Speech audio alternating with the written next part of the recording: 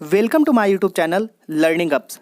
तो फ्रेंड्स, आज इस वीडियो में आपसे बात करने वाले हैं हिस्ट्री के मोस्ट इंपॉर्टेंट क्वेश्चंस। इस वीडियो में मैंने सेलेक्ट किए हैं। सारे क्वेश्चन मैंने अच्छे लेवल के लिए हैं। आने वाले एग्जाम के पॉइंट व्यू से बहुत ही इंपॉर्टेंट होने वाला है यह वीडियो। इससे पहले आपको बता दें कि यदि आप मेरे चैनल पर पहली बार विजिट कर रहे हो तो चैनल को सब्सक्राइब कर देना, साथ ही बेल आइकन को भी प्रेस कर देना ताकि हर वीडियो की नोटिफिकेशन सबसे पहले आप तक पहुंचे। तो चलिए बिना देर किए हुए आज के क्वेश्चन को शुरू करते हैं और अपने फ्रेंड के साथ शेयर करना ना भूलें। आज का पहला क्वेश्चन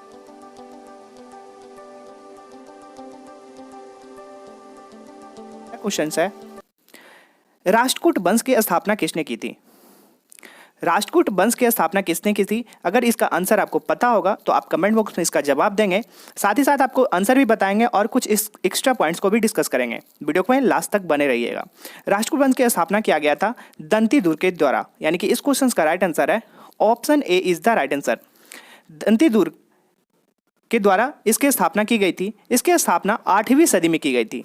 वहीं पे बात करेंगे राष्ट्रकूट वंश की, इसकी राजधानी कहाँ थी? इसकी राजधानी थी मान्यखेड़। तो ये भी इंपॉर्टेंट होगा, ये भी पॉइंट्स आपको याद रखने होंगे। नेक्स्ट है, सेन वंश की स्थापना किसने की? सेन वंश की स्थापना किसने की थी? तो सेन वंश की स्थापना हेमंत सेन के द्वारा किया गया था, यानी कि इस क्वेश्चन का राइट आंसर है option B is the right answer. Sen वंश की बात करेंगे हम लोग तो सेन वंश की स्थापना हेमंत सेन के द्वारा किया गया था, जो कि सेन वंश बंगाल का एक राजवंश था और इसकी स्थापना हेमंत सेन के द्वारा की गई और इसकी स्थापना 1870 ईस्वी में इसकी स्थापना हुई और इसके अंत जो है 1230 ईस्वी में हुई थी। तो ये दोनों पॉइंट्स एग्जाम में पूछे जाते हैं, तो इससे रिलेटेड ये भी पॉइंट्स आप याद रखोगे। नेक्स्ट है, कृष्ण प्रथम जो राष्ट्रकूट वंश का राजा था, उसने निम्नलिखित में से क्या बनवाया था? ऑप्शन को देखना है और इसमें से चूज करके बताना है कि कृष्ण प्रथम जो राष्ट्रकूट वंश का राजा था, इनमें से क्या बनवाया था? एलोरा के शिव मंदिर, अजंता की गुफाएं, एलोरा की गुफाएं और इनमें से कोई नहीं। इस क्वेश्चन का राइट आंसर होने वाला है एलोरा के शिव मंदिर जो है कृष्ण प्रथम के द्वारा बनाया गया था, जो कि राष्ट्रकूट वंश के एक राजा थे। यानी कि इस क्वेश्चन का राइट आंसर होगा option A is the right answer, Ellora के शिव मंदिर। बात करें हम लोग एलोरा की, तो एलोरा के शिव मंदिर प्रसिद्ध राष्ट्रकूट राजा कृष्ण प्रथम के द्वारा बनवाया गया था और इसकी राजधानी थी मान्यखेड़। इसकी स्थापना जो हुई थी 753 ईस्वी में हुई थी और इसका अंत जो है 982 ईस्वी में हुआ था, 982। ठीक है, तो ये दोनों पॉइंट्स आप याद रखेंगे, कब स्थापना हुआ था, कब इसका लास्ट था, कब अंत हुआ था, ये दोनों भी पूछे जाते हैं एग्जाम में। नेक्स्ट है, बल्लभी काल किस काल को कहा जाता है? बल्लभी काल किस काल को कहा जाता है? तो बल्लभी काल कहा जाता है गुप्त काल को, यानी कि इस क्वेश्चन का राइट आंसर है option A is the right answer. Vallabhi काल को गुप्त काल कहा जाता है। बात करें हम लोग इसकी स्थापना की, तो इसकी स्थापना 240 में इसकी स्थापना हुई थी और इसका लास्ट था 550 ईस्वी। इसकी शुरुआती में 240 ईस्वी से 280 के बीच शासन किया गया था, श्रीगुप्त के द्वारा इसकी स्थापना हुई थी और बीच में 319 ईस्वी से 335 में चंद्रगुप्त प्रथम आए थे और लास्ट में 540 से 550 के बीच विष्णुगुप्त थे। इसकी राजधानी थी पाटलिपुत्र। तो इतने सारे पॉइंट्स आपको नोट करने होंगे और याद रखने होंगे। नेक्स्ट है, भारत की रुई अन्य रुइयों से अधिक सफेद है, यह विचार किसका था? भारत की रुई अन्य रुइयों से अधिक सफेद थे, यह विचार किसका था? तो इस क्वेश्चन का राइट आंसर है मेगास्थनीज का यह विचार था कि भारत की जो रुई है अन्य रुइयों से अधिक सफेद है, यानी कि इस क्वेश्चन का राइट आंसर है option B is the right answer.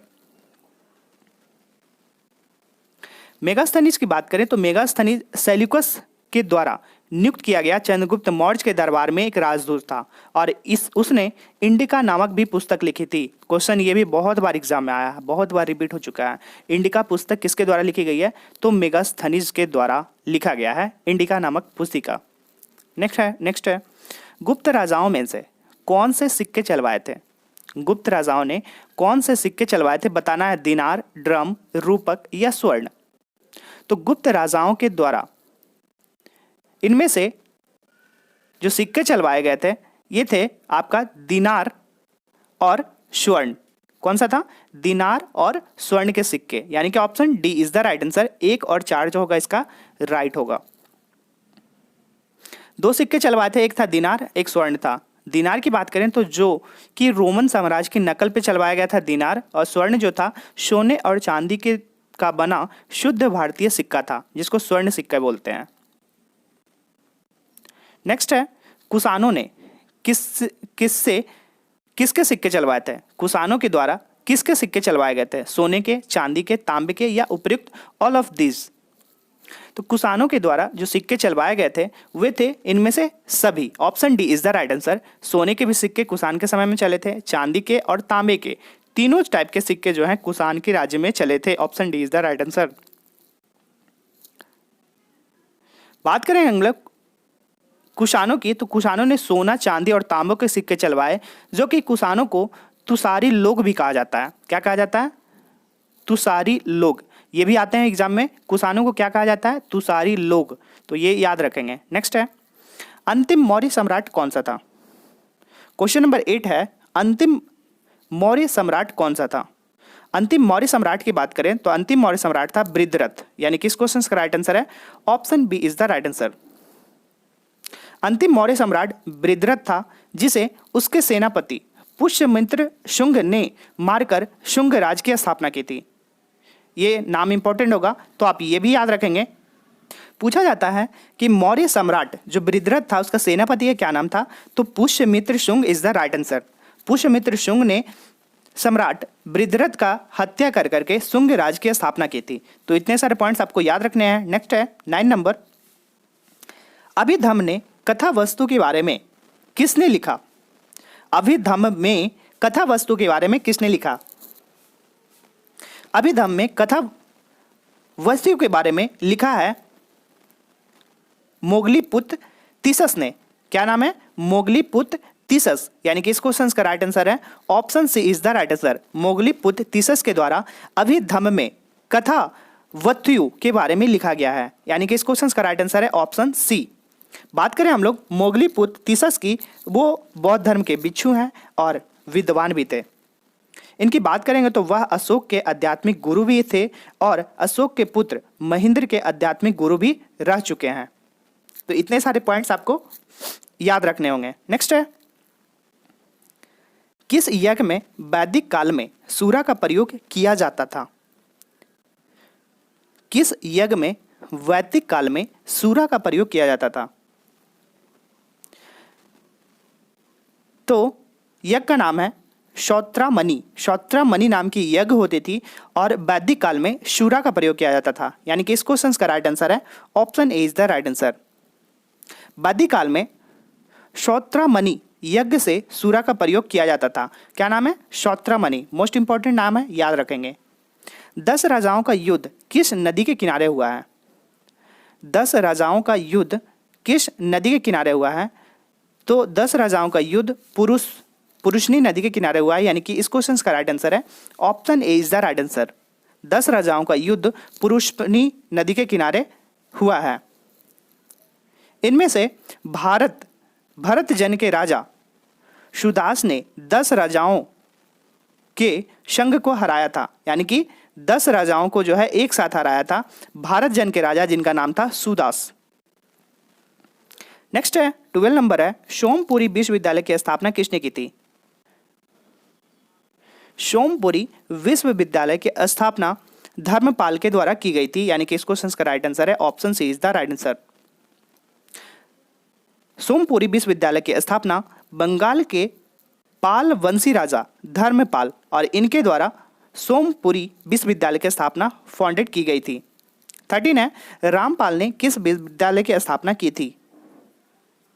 Rampal ने जगदल नाम की विश्वविद्यालय की स्थापना की गई थी, जगदल नाम की। यानी कि इस क्वेश्चन का राइट आंसर है option C is the right answer. Question 14 है, गौतम बुद्ध की मां महामाया किस वंश से थी? यानी कि किस वंश से बिलोंग करती थी? तो गौतम बुद्ध की मां जिनका नाम था महामाया। गौतम बुद्ध की मां का नाम भी आता है क्वेश्चंस में, हमेशा रिपीट होते हैं ये क्वेश्चन, तो ये भी याद रखेंगे महामाया। और इनका जो वंश था बिलोंग करते थे, वो करते थे कोलिय राजवंश था इनका। इनकी माँ का महामाया नाम था और यह कोलिय वंश से बिलोंग करती थी। यानी कि इस क्वेश्चन का राइट आंसर है ऑप्शन बी। बात करें गौतम बुद्ध की माँ की तो इनकी नाम है महामाया, जो कि क्षत्रिय वंश कोलीय वंश की रानी थी और उनका विवाह क्षत्रिय शाक्य वंशी राजा शुद्धयोधन से हुआ था। इनके पिता का नाम भी क्या नाम है? शुद्धयोधन। नेक्स्ट है 15 है वल्लभी विश्वविद्यालय का विकास किसने कराया? वल्लभी विश्वविद्यालय के विकास किसके द्वारा करवाया गया था? यानी कि वल्लभी विश्वविद्यालय की स्थापना, विद्यालय का विकास भट्टारक, यानी कि इस क्वेश्चन का राइट आंसर है option A is the right answer. Next है विक्रमशिला विश्वविद्यालय का विकास किसके द्वारा करवाया गया था? किसने किया था? क्वेश्चन नंबर 16 का राइट आंसर होगा विक्रमशिला विश्वविद्यालय का विकास धर्मपाल के द्वारा किया गया था, यानी कि इस क्वेश्चन का राइट आंसर है option A is the right answer. Next है नालंदा विश्वविद्यालय का विकास किसके काल में हुआ था? नालंदा विश्वविद्यालय का जो डेवलपमेंट है, विकास जो है, वो हुआ था कुमार गुप्त के शासनकाल में, यानी कि इस क्वेश्चन का राइट आंसर है option C is the right answer. Nalanda विश्वविद्यालय की बात करें तो विकास गुप्त राजा कुमार गुप्त के समय में हुआ था और कुमार गुप्त गुप्त वंश का राजा और चंद्रगुप्त विक्रमादित्य का पुत्र था। तो ये भी पॉइंट्स आप याद रखोगे। नेक्स्ट है बौद्ध धर्म का कौन सा अंग मूर्ति पूजा में विश्वास नहीं करता है? बौद्ध धर्म का कौन सा अंग जो है मूर्ति पूजा में विश्वास नहीं करता है? तो बौद्ध धर्म का हीनयान जो है मूर्ति पूजा में विश्वास बिलीव नहीं करता है, यानी कि इस क्वेश्चन का राइट आंसर है option A is the right answer Hinayana. Hinayana की बात करेंगे तो बौद्ध धर्म की शिक्षाओं पर विश्वास करता है और हीनयान मूर्ति पूजा में विश्वास बिलीव नहीं करता और न ही यह विश्वास करता है कि बुद्ध जो है एक भगवान थे। 19 है कौन सा पिटक नैतिक आचार संहिता के बारे में बताता है? कौन सा पिटक नैतिक आचार संहिता के बारे में बताता है? यानी कि इस क्वेश्चन का राइट आंसर है ऑप्शन बी विनय पिटक जो है नैतिक आचार संहिता के में बताता है, यानी कि इस क्वेश्चन का राइट आंसर है option B is the right answer. Vinaya Pitaka नैतिक आचार संहिता के बारे में बताता है और इसमें मुख्यतः कानून था, इसमें संघ भिक्षुओं और विभिक्षुओं का नियम है। तो आप ये भी याद रखोगे। नेक्स्ट है मोस्ट इंपॉर्टेंट क्वेश्चन है, अपने फ्रेंड के साथ शेयर करेंगे, वीडियो अच्छा लगा तो लाइक करेंगे। बौद्ध धर्म की शिक्षाओं के बारे में कौन सा ग्रंथ बताता है? बौद्ध धर्म की जो भिक्षुआएं हैं कौन सा ग्रंथ जो है इसके बारे में बताता है? यानी कि बौद्ध धर्म की शिक्षाओं के बारे में सुत्त पिटक जो ग्रंथ है इसमें आपको पढ़ने के लिए बौद्ध धर्म की शिक्षाओं के बारे में पढ़ने के लिए इसमें मिल जाएगा, यानी कि इस क्वेश्चन का राइट आंसर है ऑप्शन से इज द राइट आंसर। तो फ्रेंड्स ये था मेरा आज का मोस्ट इंपॉर्टेंट हिस्ट्री के क्वेश्चन, जो कि आने वाले एग्जाम आपके एनटीपीसी और ग्रुप डी के लिए बहुत ही इंपॉर्टेंट साबित होंगे। तो आप वीडियो को पूरा देखिएगा, अपने फ्रेंड के साथ शेयर करेंगे, पहली बार विजिट करो तो चैनल को सब्सक्राइब करना, साथ ही बेल आइकन को भी प्रेस करना। मिलते हैं नेक्स्ट वीडियो में, तब तक के लिए जय हिंद।